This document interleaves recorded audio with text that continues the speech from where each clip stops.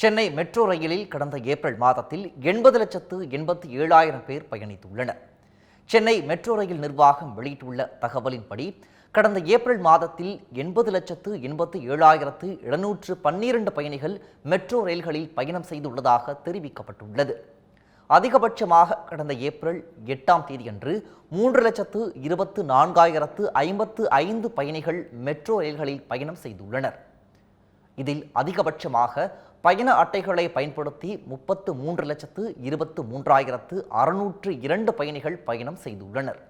மேலும் சிங்கார சென்னை அட்டையை பயன்படுத்தி 13,63,351 பயணிகள் மெட்ரோ ரயில்களில் பயணம் செய்துள்ளனர். மார்ச் மாதத்தில் 86,82,457 பயணிகள் மெட்ரோ ரயில்களில் பயணம் செய்தது குறிப்பிடத்தக்கது.